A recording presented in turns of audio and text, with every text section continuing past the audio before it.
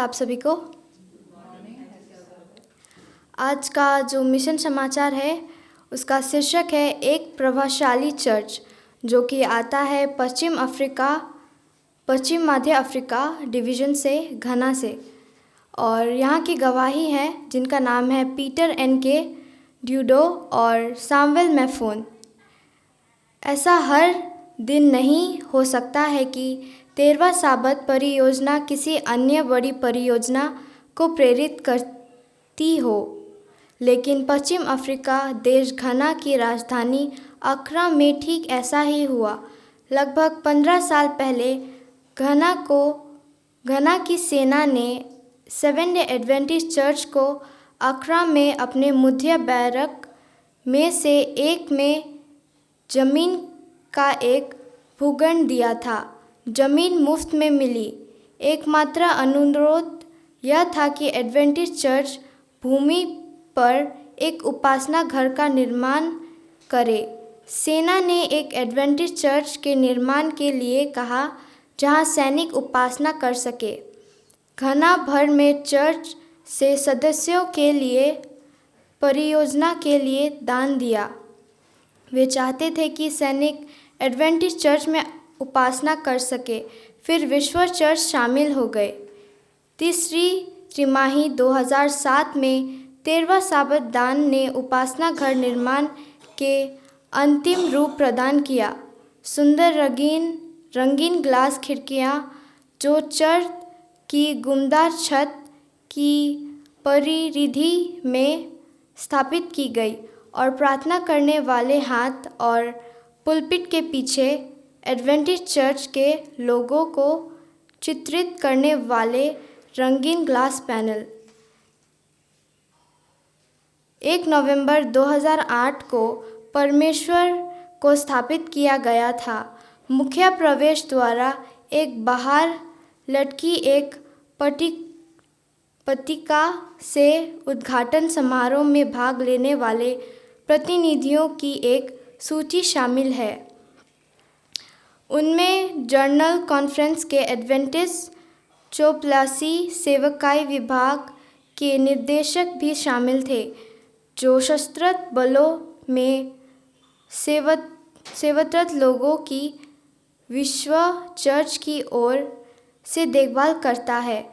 पूरे शहर में राष्ट्रीय घना पुलिस बल से सेना वरेक में एक एडवेंटिस्ट चर्च पर ध्यान दिया। वे अपनी राष्ट्रीय प्रशिक्षण अकादमी के परिषद में एक एडवेंटिस्ट चर्च भी चाहते थे। पुलिस अधिकारी एक अनुरोध के साथ चर्च के अगुओं के पास पहुंचे और उन्होंने कहा कि अगर हम आपको पुलिस अकादमी में ज़मीन का एक भूखंड देते हैं तो क्या आप एक चर्च का निर्माण करेंगे? उन्होंने पूछा। यह एक ऐसा प्रस्ताव था जिसे चर्च के अगुआ अस्वीकार नहीं कर सकते थे। पुलिस अकादमी में एक एडवेंटिस्ट चर्च बनाने के लिए धन इकट्ठा करने का काम शुरू कर दिया गया।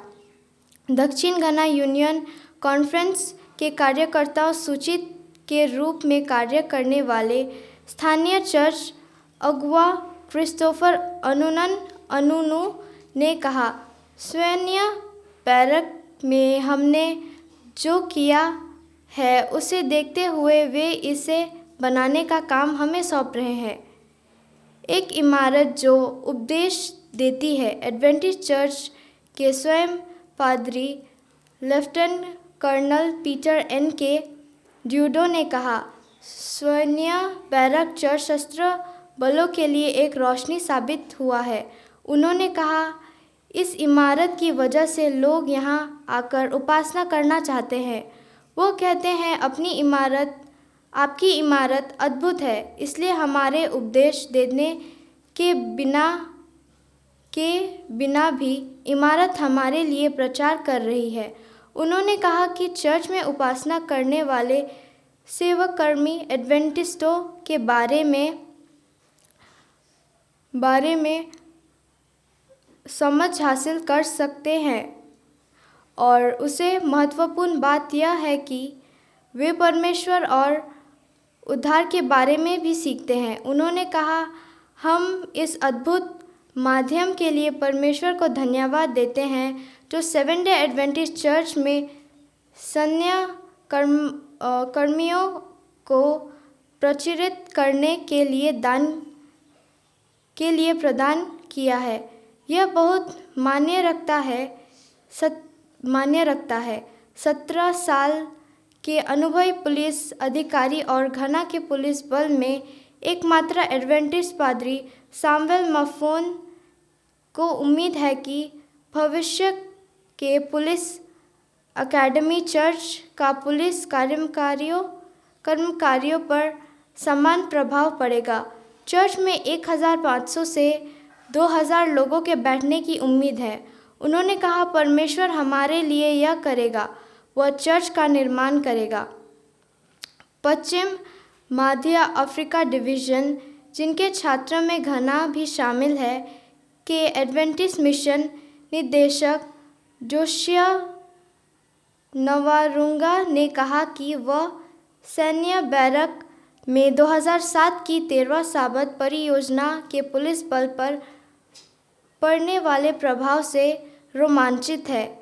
यह प्रेरणादायक है। उन्होंने कहा, सेवन डे एडवेंटिस्ट चर्च घना के स्वयं बलों में मौजूद है। मेरी प्रार्थना है कि प्रभु इसे उन लोगों के लिए अनंत काल तक प्रभाव का केंद्र बना दे जो इसके संपर्क में आते हैं। आपके 2007 13वां साबत दान के लिए धन्यवाद, जिसका घना में सेना और पुलिस अभिजात वर्ग पर बड़ा प्रभाव पड़ रहा है।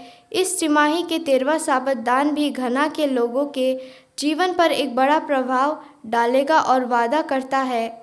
यह नई कक्षाओं और सेनागारों के निर्माण के साथ सेवन डे एडवेंटिस्ट नर्सिंग और मिडवाइफरी ट्रेनिंग कॉलेज के विस्तार में मदद करेगा। 30 दिसंबर को एक उदार 13वां साबत